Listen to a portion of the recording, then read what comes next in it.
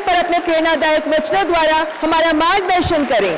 तालियों से करें स्वागत माननीय प्रधानमंत्री जी का।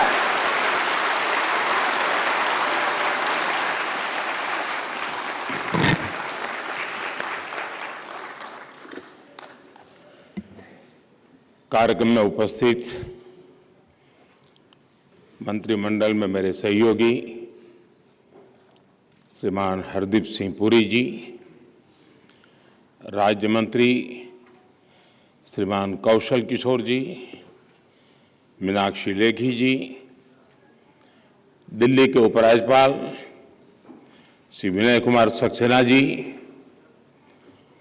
दिल्ली के सभी माननीय सांसदगण, अन्य सभी महानुभाव और सभी उत्साह से भरे हुए लाभार्थी भाई और बहनों,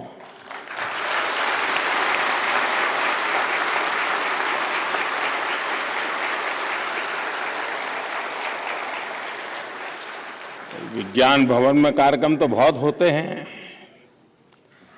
कोट पैंट टाई वाले भी बहुत लोग होते हैं,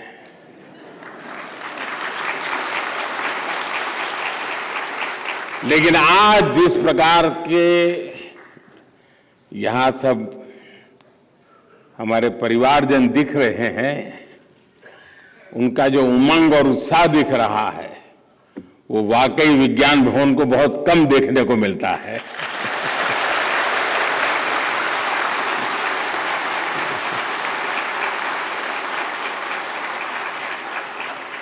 आज दिल्ली के सैकड़ों परिवारों के लिए, हजारों गरीब हमारे भाई बहनों के लिए ये बहुत बड़ा दिन है।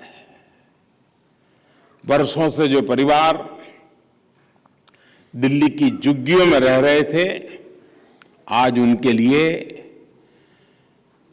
एक प्रकार से जीवन की नई शुरुआत होने जा रही है।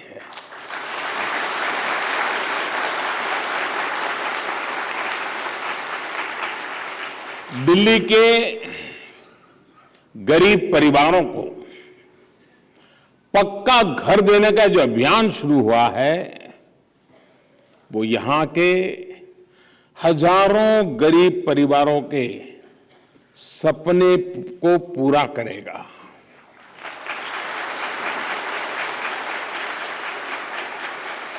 आज यहां सैकड़ों लाभार्थियों को उनके घर की चाबी मिली है और मुझे जिन 4-5 परिवारों से मिलने का मौका मिला, मैं देख रहा था उनके चेहरे पर जो खुशी, जो संतोष और वो कुछ न कुछ भाव अपने व्यक्त करते थे।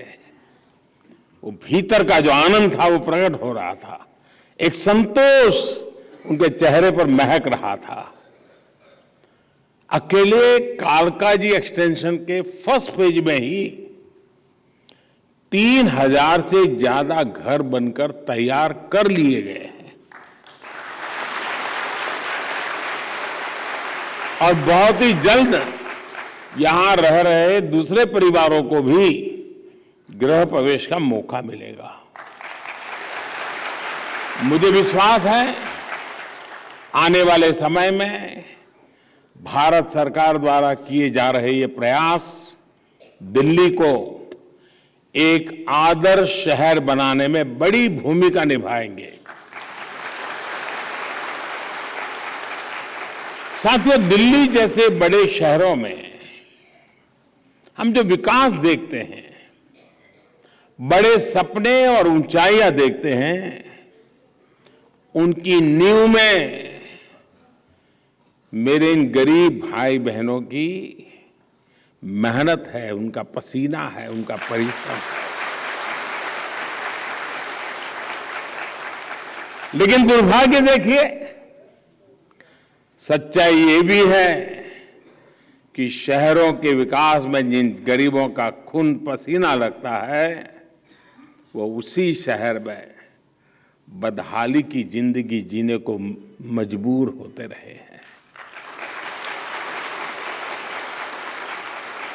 जब निर्माण कार्य करने वाला ही पीछे रह जाता है तो निर्माण भी अधूरा ही रह जाता है।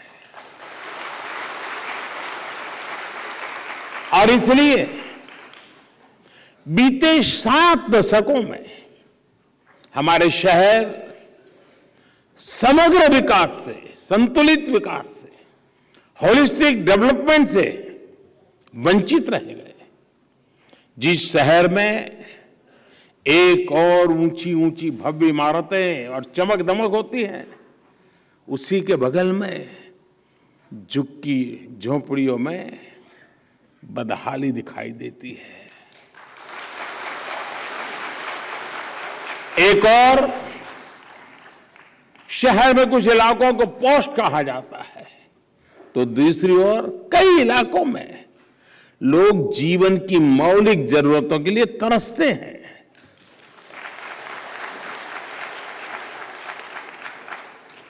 जब एक ही शहर में इतनी असमानता हो, इतना भेदभाव हो, तो समग्र विकास की कल्पना कैसे की जा सकती है? आजादी के अमृत काल में हमें इस खाई को पाटना ही होगा। और इसलिए ही आज देश सबका साथ, सबका विकास, सबका विश्वास और सबका प्रयास, इस मंत्र पर चलकर सबके उत्थान के लिए प्रयास कर रहा है। साथियों, दशकों तक देश में जो व्यवस्था रही, उसमें यह सोच बन गई थी कि गरीबी केवल गरीब की समस्या है। लेकिन आज देश में जो सरकार है, वो गरीब की सरकार है, इसलिए वो गरीब को अपने हाल पर नहीं छोड़ सकती।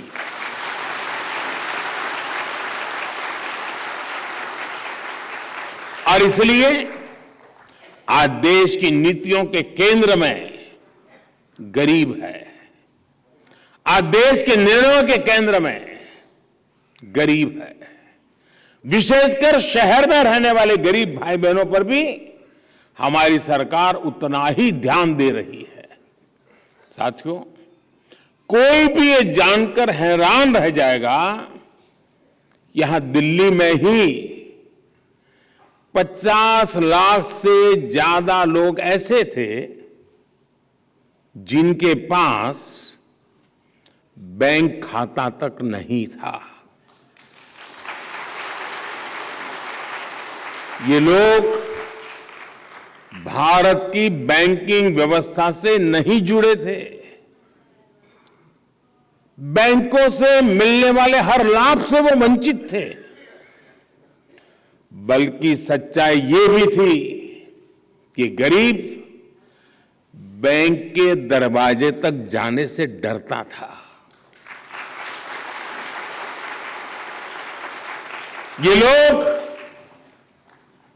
ये लोग दिल्ली में थे, लेकिन दिल्ली इनके लिए बहुत दूर था।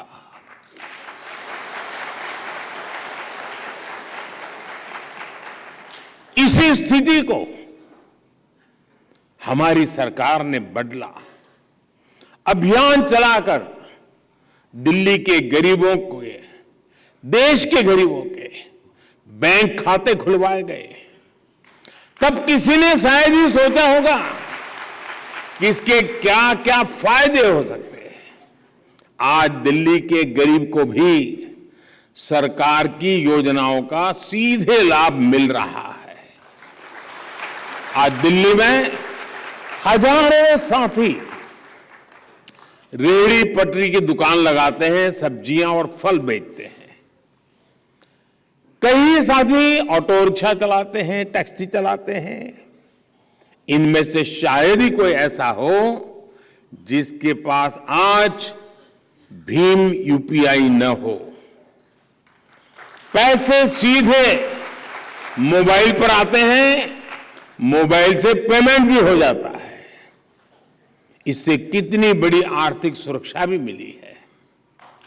बैंकिंग सिस्टम से जुड़ने की यही शक्ति पीएम स्वनिधि योजना का भी आधार बनी। इस योजना के तहत शहर में रहने वाले हमारे रेहड़ी पटरी वाले भाई और बहनों को अपना काम आगे बढ़ाने के लिए आर्थिक सहायता दी जा रही है। और मुझे खुशी है कि दिल्ली के भी 50,000 से ज्यादा रेहड़ी पटरी वाले मेरे भाई बहन ने स्वनिधि योजना का लाभ उठाया है। इसके अलावा मुद्रा योजना के तहत बिना गारंटी दी गई 30,000 करोड़ रुपए से ज्यादा की सहायता भी दिल्ली के छोटे उद्यमियों की काफी मदद की है। साथियों, हमारे गरीब साथियों को एक बड़ी दिक्कत राशन कार्ड से जुड़ी अव्यवस्थाओं से भी होती है। हमने one nation one ration card की व्यवस्था करके दिल्ली के लाखों गरीबों का जीवन आसान बनाया है। हमारे जो प्रवासी श्रमिक दूसरे राज्यों से काम करने आते हैं, पहले उनका राशन कार्ड यहां बेकार हो जाता था, एक सिर्फ कागज का टुकड़ा बनकर रह जाता था। इससे उनके लिए राशन की समस्या खड़ी हो जाती थी। One nation one ration card के जरिए इस चिंता से भी मुक्ति मिल रही है। इस योजना का लाभ कोरोना वैश्विक महामारी के समय दिल्ली के गरीबों ने भी उठाया है। इस वैश्विक संकट के समय में दिल्ली के लाखों गरीबों को केंद्र सरकार पिछले 2 साल से मुफ्त राशन भी दे रही है। इस पर सिर्फ दिल्ली में ही केंद्र सरकार द्वारा 2,500 करोड़ रुपए से अधिक खर्च किए गए हैं। ये जितनी चीजें मैंने गिनाई ना,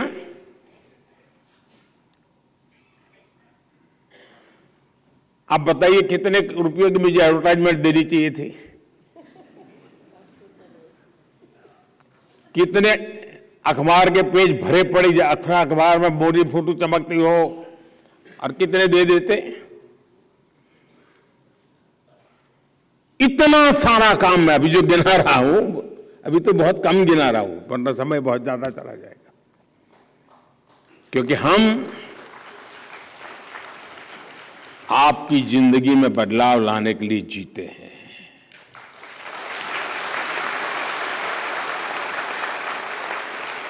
साथियों, दिल्ली में केंद्र सरकार ने 40 लाख से ज्यादा गरीबों को बीमा सुरक्षा कवच भी दिया है। दवाइयों का खर्च कम करने के लिए जन औषधि केंद्रों की सुविधा भी है। जब जीवन में यह सुरक्षा होती है तो गरीब निश्चित होकर अपनी पूरी ताकत से मेहनत करता है। वो खुद को गरीबी से बाहर निकालने के लिए, गरीबी से लड़ाई लड़ने के लिए, गरीबी को परास्त करने के लिए जी जान से जुट जाता है। ये निश्चिंतता गरीब के जीवन में कितनी महत्वपूर्ण होती है, वो किसी गरीब से बेहतर कोई नहीं जान सकता। साथियों, दिल्ली में एक और विषय, दशकों पहले बनी हुई अनधिकृत जो कॉलोनियों का भी रहा है। इन कॉलोनियों में हमारे लाखों भाई बहन रहते हैं। उनका पूरा पूरा जीवन इसी चिंता में निकल रहा था कि उनके घरों का होगा क्या।